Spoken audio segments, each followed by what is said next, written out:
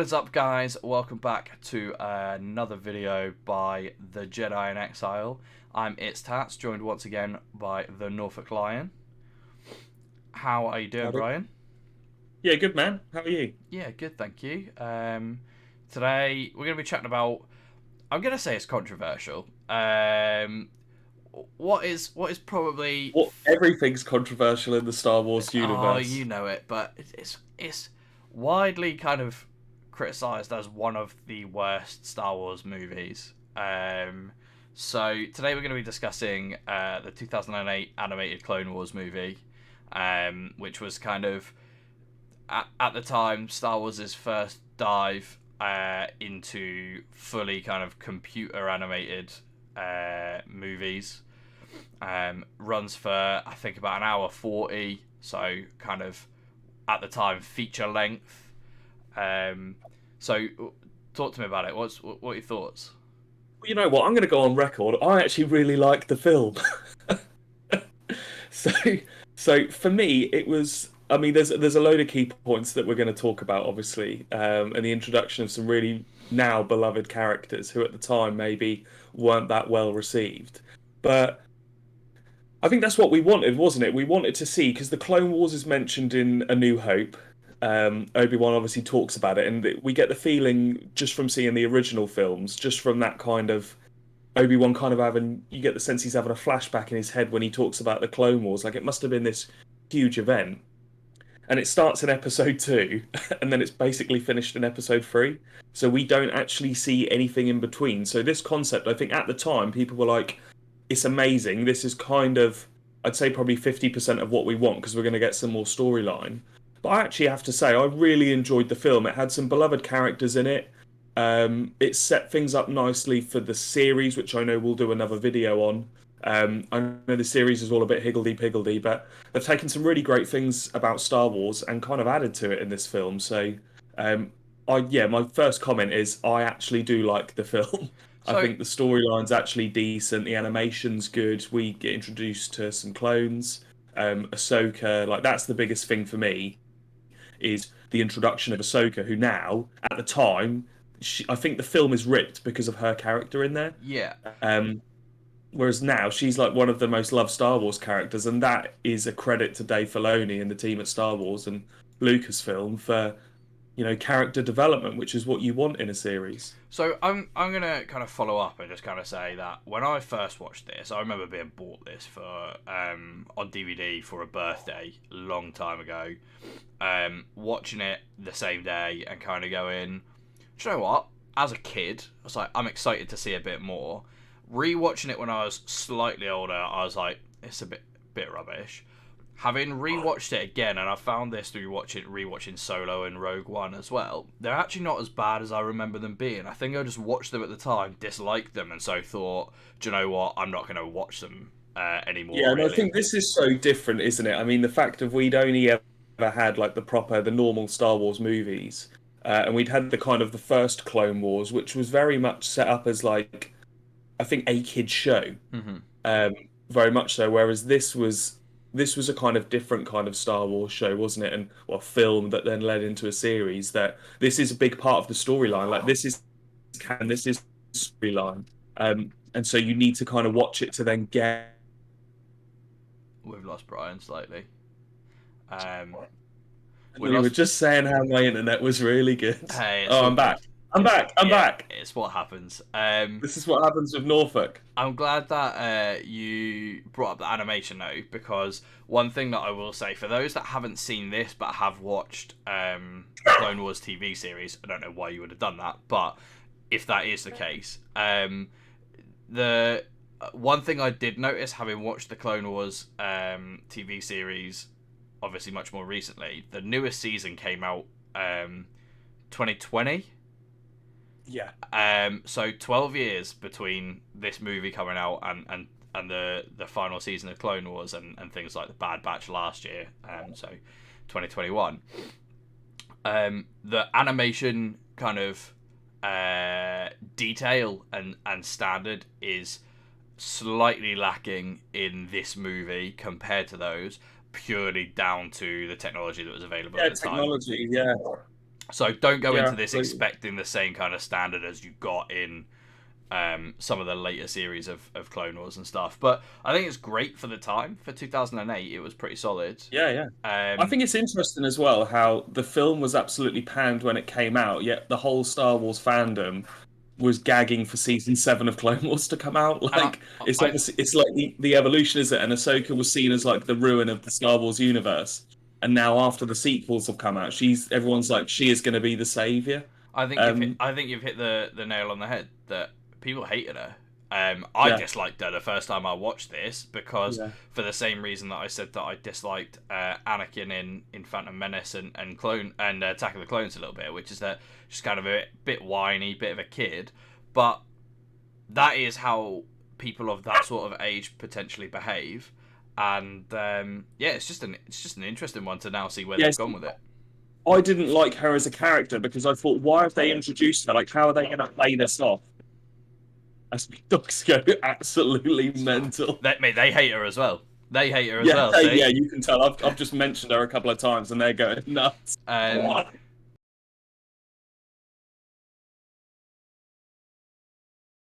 Okay, so moving on, we're introduced, as I mentioned a couple of minutes ago, we're introduced to quite a few new characters. So a couple of the ones I want to focus on. So the first one is, and who is kind of the villain in the film, which is Asajj Ventress, who we see a lot more in the series. There she is, the little minx. So I think it's really, I actually think she's a really great character. She is striving to be a Sith Lord. She wants to be Dooku's apprentice, and I don't ever think she really gets there, does she? She's more a kind of disciple of the dark side. mhm. So she comes from Dathomir.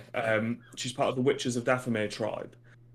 She has the two curved lightsabers like Dooku, and actually we see in this that she connects them together to make that, the double-ended lightsaber like Maul's got. She's kind of And I like think she's a she's like really a Maul Dooku hybrid in this. yeah, yeah, because it's like a curved, like I don't know what you call like a snake almost. But no, really great character, and she's got some great interactions. She brings out the kind of quips that Obi-Wan has. Her, and Obi-Wan have this kind of weird like tension. Um, I feel like with this, like, and we'll talk about Obi-Wan while we're here a little bit, right?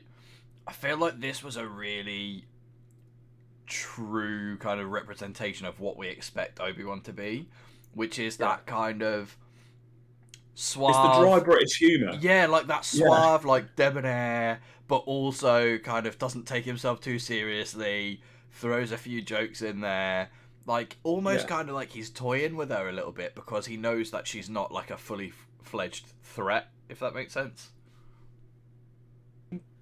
It's kind of the same with Anakin and Obi-Wan's relationship as well. I watched the film a little while ago as well, and Anakin and Obi-Wan's first scene is them basically having an argument, which is how they kind of start off in Episode 3, when they're in the ships and stuff, and they're having the debate, the discussion. This one, they're getting attacked by droids, and Obi-Wan's like, "I told you they surrendered too easy. Why did we send the reinforcement ship back?" And Anakin's like, "Well, it wasn't my decision to send the reinforcement ship back." Blah, blah, blah. And they're like, "Come on, we've got to go!" Like, and it's kind of that classic Anakin and Obi-Wan that we're treated to lots of down the line in the series. And I think Obi-Wan's character, I think, is really great in the Clone Wars. That he is this big general, but he's also like, I don't know, that civilized gent as well, The who's been kind negotiator. of, who's been yeah, the negotiator, who's been kind of forced to become a general and a military man Yeah. when he is actually a man of talking. It's interesting that the relationship that they put there with Anakin and Obi-Wan, and then Obi-Wan and Ventress, as we were just discussing. Yeah, no, massively. I think Ventress kind of circling it back. It's cool to see that this character was picked up from the micro series that we did a video on the other week. So if you guys haven't seen it, go give it a watch where we kind of chat about Ventress a little bit. But cool to kind of see that as a character introduced in the 2003 Clone Wars. That kind of the team that then picked this up took some inspiration from and kind of brought her back to life, let's say. Yeah, and I think what's interesting about this as well, just a quick note, is that clearly Dave Filoni and Lucasfilm, they made a conscious decision not to include General Grievous in this film, and they made a conscious decision to make the villain of the film Ventress.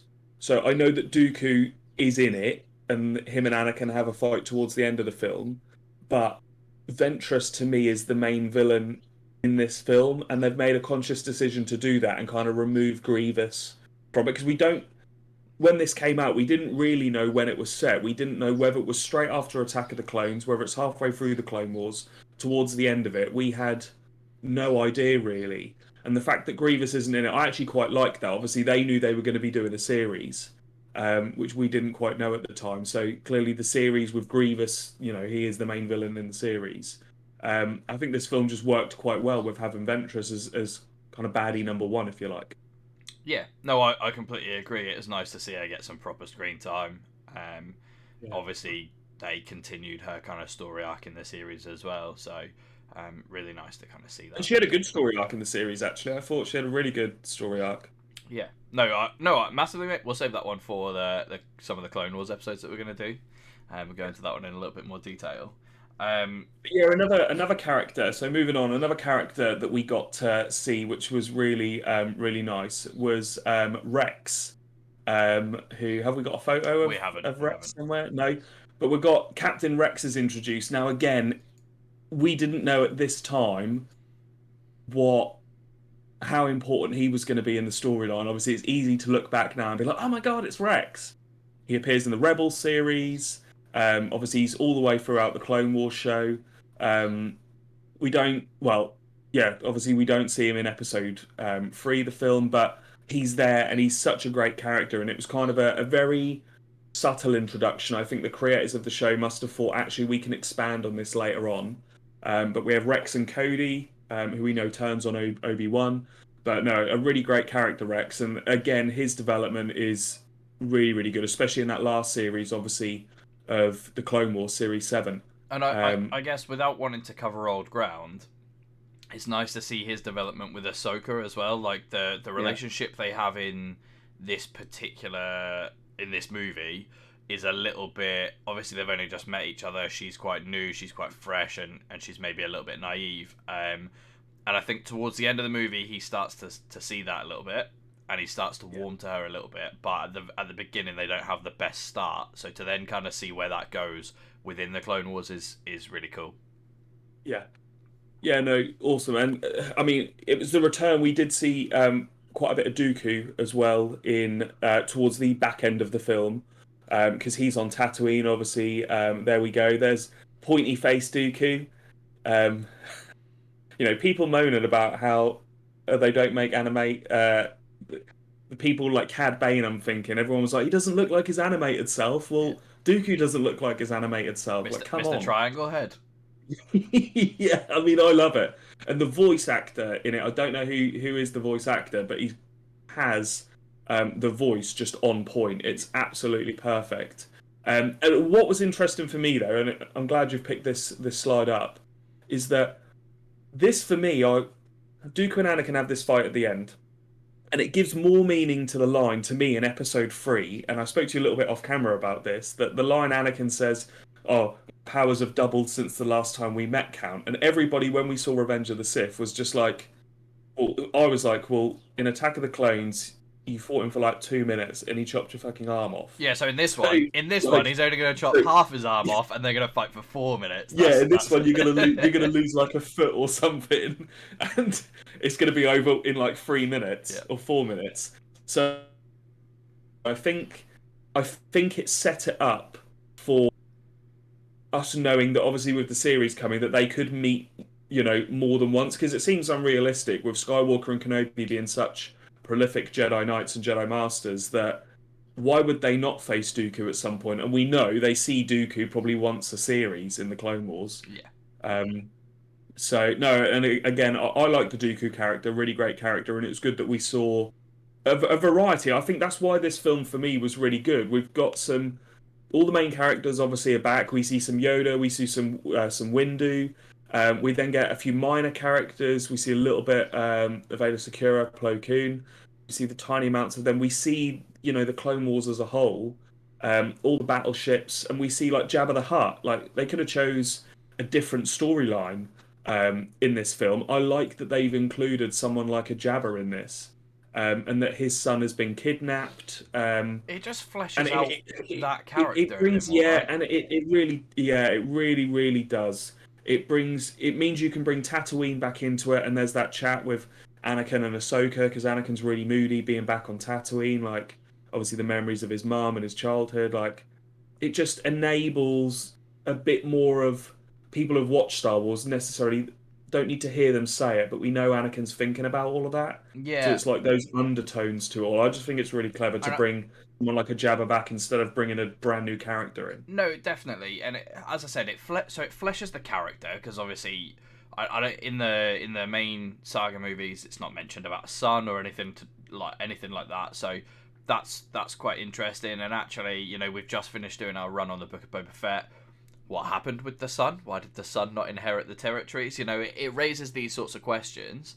Um, but yeah, it's just interesting, and also to kind of see the interaction between the Jedi, the Sith, and Jabba, both trying to play that and both appreciating kind of how much power he actually holds and the Hutts actually hold within the universe. It just kind of brought a new context to think in the original trilogy when we're talking about all the Jabba stuff, you just kind of get this feeling that he's a bit of a low level gangster, only really kind of important on Tatooine, and it just kind of expanded on that a little bit more and maybe set some more context around that.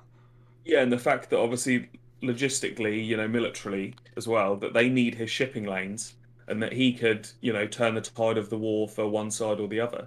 So no, I liked that they played him of having such significance in the war. Um, yeah, I think that was brilliant. So, I mean, yeah, that's mostly what it is for me. The film, I actually, as I said at the start, I thought it was a really, really great film. I think the only criticism I've probably got, and this is where I want to focus on Anakin a little bit, because the only thing for me, and I kind of said this was what was a good bit in the original Clone Wars, that micro series, was that they kind of explained how he went from Jedi Padawan to Jedi Knight. This starts, we have no reference to the scar on his face. We have no reference to him passing any sort of, whether it's Jedi trials, whether after Geonosis in Attack of the Clones he was just made a Jedi Knight after fighting Dooku. Like, there's no backstory. And for me, who didn't know that a series was coming out as a standalone film, the fact that they didn't explain any of that, I was like, you've kind of done Anakin dirty there. Like, and again, when is this set? We don't know whether this, because for me, if I'd seen a Clone Wars feature-length film coming out, I'd have assumed the film would have ended with them going to get Palpatine, Mm-hmm. much like the micro series did. Yeah. Obviously, we didn't know that there was going to be a full series that then went through it, and this is clearly near the start of the Clone Wars. I feel like they matured Anakin, and that was really great. Obviously, he's now got a Padawan and apprentice, which at the time I was a bit like, well, how the hell are you going to explain this? There's no reference to any of that in, Revenge of the Sith. How are they going to kill off a 13-year-old girl like that? I was thinking, oh my god, Oh, Disney. surely Lucasfilm, yeah, are going to do that. But yeah, I think Anakin's character, I think he'd matured a bit, and it was really great to see that kind of. It was a different relationship to Attack of the Clones, not very much not that Master and Padawan, but still kind of inkling of towards that. But there's still that. I think there was more respect from Obi-Wan to Anakin throughout the whole Clone Wars series, instead of that. This weapon is your life, and really patronising, talking down to him. So yeah, I did like the character of Anakin. I just thought they did him a little bit dirty with not giving a little bit of backstory. Yeah, and in the same sort of vein as that, I guess my criticism on it would be in the micro series we see a bit of a time jump, right? We see the time jump because we get Anakin has the knighting ceremony, and then we see like a montage of him, like in different battles, like saving people Yeah, and being the war hero that he's built up to be. yeah, Which jumps it forward, which means that we see the change in his character over the course of, months, potentially years in that. Whereas yeah, in this, I feel like there's a massive difference between the way that he behaves with Ahsoka at the start of the episode and the way that he behaves with Ahsoka at the end of the episode. and it's all a continuous series of events rather than there being a time jump. So that was my criticism. Obviously, they knew that they were then going to explore that more in the show, but Yeah. knowing that they were releasing this as a standalone at the time, so audiences needed to watch something start to finish, I guess they had to do something, because if not, it wouldn't have felt right. But Yeah. that for me happened a little bit quickly, knowing that there was then going to be 5, 6, 7 seasons of action to come after that. Yeah. But they're small criticisms. It's Yeah. genuinely not a bad movie, Right. in my opinion, anyway. I'm gonna go on. I think it's a good movie. It's Well, not there we just go. not a bad movie. I think it's a good movie. There we go. He's gone for it. He's gone the whole hog. I'll open up. I'm a prequels man through and through.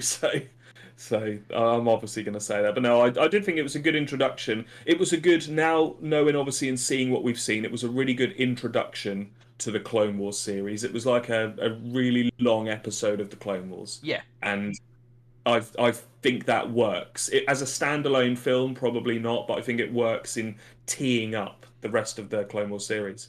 So I guess if you're still here watching this video, if you've not seen it, why are you still watching the video? Go watch it. Go watch the Clone Wars. We'll be releasing some videos on that at some point in the future. We're yet to decide the format, probably like a season by season type scenario. But I guess all that's left to say is thank you very much, everybody, for once again supporting. If you made it to this part of the video, thank you for making it to this part of the video and watching it all the way through. Well done. We are massively appreciating all the support you guys doing, giving us. Please hit like, please hit subscribe. Continue to support us. The more you support, the more we will create. Brian, anything final from yourself? No, thanks for listening to us ramble. So, no, thanks again, and may the force be with you. See you later, guys. Bye bye.